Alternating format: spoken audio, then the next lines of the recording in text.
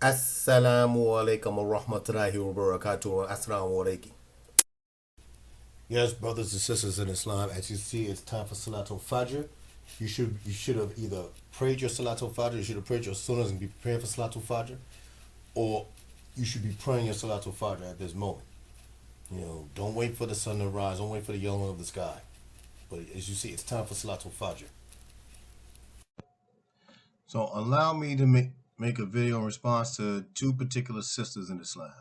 These are pretty good sisters in Islam. They're not, but I need to make a response video in for two, to two sisters in Islam. This is a pretty good sister right here. She just has a few questions. She's a new shahad and everything. Very pure heart and everything. This is like a question that she asked. I don't want to blow up his spot.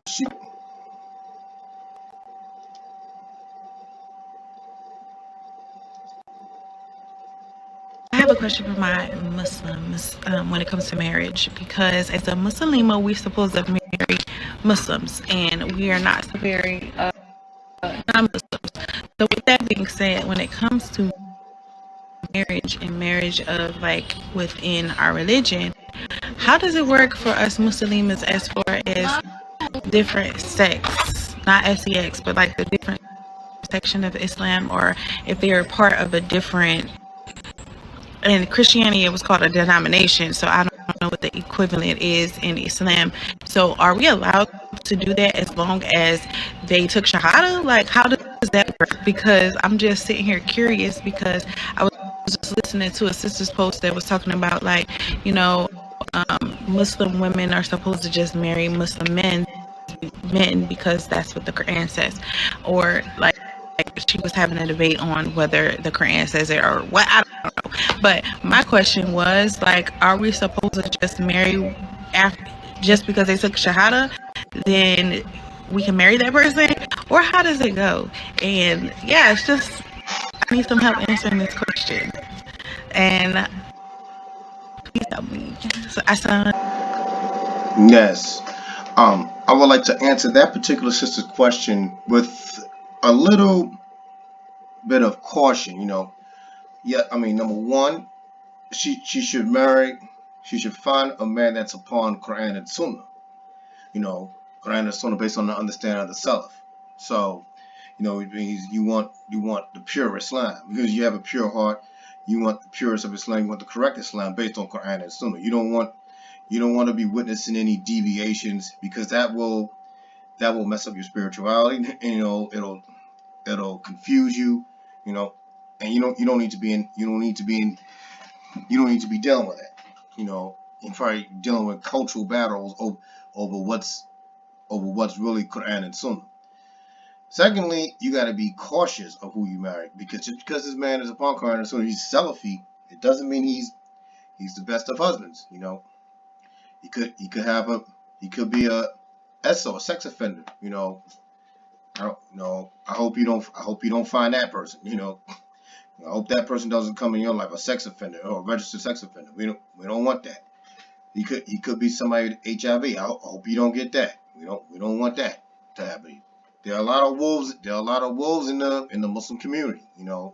And I hope you safeguarding everything. I remember she posted once before this. She said she needed a husband for Hajj. Well, I had to tell her, no, don't do that. You don't need a husband for Hajj. I mean, you can. I mean, if you want to make Hajj with your husband, it should be a nafil Hajj, meaning you completed Hajj already as an adult. So the obligation of Hajj is no longer upon you, but you want to complete Hajj with your husband. So okay, this is nafil. If you fall into something where that you have to pay a fidya, you completed Hajj already. So, but you have to, for this particular city, you should be making this takara before doing any search for marriage. This particular sister, on the other hand, is a bit more cultural. As you can see, she's in Ghana. She and some of her posts is like, he talking about Muslim issues, like Muslims committing zina. Well, Man, law increase there, man, so they could stop committing zina. You're talking about what they face when they seek marriage and all that other stuff. Like, here's one example what she was talking about. So a man walks into a store and sees this beautiful, gorgeous woman. I mean, he was just enamored by how beautiful she was. She worked in the shop with her father. So her father starts to realize this man is coming in every single day. They're getting along and they are developing a relationship. So the father asked the young man, "Are you taking an interest to my daughter?" So he said, "Yes. In fact, I'm thinking of even marrying her." He says, "Okay, well, I'll tell you what. Come back in a few months, and if you still feel the same, having not seen her in a while, then I will let you marry her." So the man says, "Oh, okay, fine." He leaves. He tells his daughter, "I want you to take this laxative. And every single time you have to defecate, do it inside of this bucket." And he gives her a bucket. So a few months goes by. The man comes into the shop. He sees the young lady, and she is just so unrecognizable. So he's looking for the young lady, and the father comes out and he said, "Oh, you made it back. So, do you still want to marry my daughter?" And he says, "Well, where is she?" He said, "She's here." He said, "There's no way this is the same person." He said, "This is the same person." He pulls out the bucket and he says, "This is what you were attracted to. This is what you wanted to marry. So, do you still want to marry my daughter?" The man did not want to marry the young lady anymore. He couldn't entrust this man to take care of his daughter when she would need him the most. You only were attracted to her beauty. So of course, being attracted to your partner is important, very important. However, it just seems like we've lost the art of marrying for character, morale, how one nurtures. All of these things are very, very important. So I ask you, if you were presented with your partner's beauty that has been sucked completely out of them and presented to you, would you still be with them? Answer in the comments. Before you go, if you would like to book a one-on-one to speak to me about your... And as I stated in previous videos, it's a hadith narrated Ibn Umar radiallahu anhu. The evil omen was mentioned before the Prophet sallallahu alaihi wasallam. The Prophet sallallahu alaihi wasallam said, "If there's evil omen in anything, it's in a house, a woman, and a horse." And you'll see this hadith in Sahih Bukhari. Also, another hadith I'm going to mention is this one, narrated Usama bin Zayd radiallahu anhu. The Prophet ﷺ said, "After me, I have not left any fitna, trial, and affliction more harmful to men than women." And you'll also find this hadith in Sahih Bukhari. Okay. Now, as far as both women are concerned, they strongly express that they don't want to be in polygyny or whatever the case may be. They don't want to be in polygyny because they know Muslims are engaged in polygyny a lot of times. Okay. But here the topic is we talking about the fitna of families and everything. Okay. As we read here, the fitna children upon the righteous people by Sheikh Sulaiman al-Ruhaili.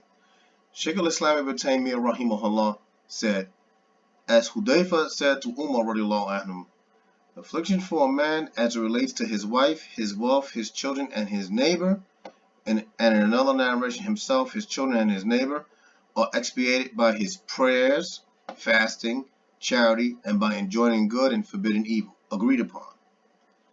The fitna for a man and his wife, his wealth, and his children. What is the fitna for a man and his wife, his wealth, his children? The scholars say it is the distraction they cause him for the man to commit some impermissible acts outside of the major sins because of them. The scholars say the man may be tried within his child. He may be tried within his child, and he may be tried within his child. He could be tried by his children, thus they distract him, and perhaps they could leave off some of his obligations because of his children, or he may commit some impermissible acts because of his children. How many people have never taken a picture before at all, and his picture has never been taken at all until he has granted a child, then he begins to carry a picture of his child in his cell phone. There are those from the people of good who have lived since they have known the truth, refusing to be photographed himself, and he does not have a picture except that which is absolutely necessary. But when he is granted a child, he is the one who takes a picture of his child. He has been tried by his child, and he could be tried from within his child, such that his child, for example, upon a path which is not good, or manners which are not good, and with Allah refuge is sought. He could be tried from his child, such that the child calls the parent to evil. How many men were upon guidance and the Sunnah and the blessed good Salafiyah, by which the life is adorned and uprightness is actualized?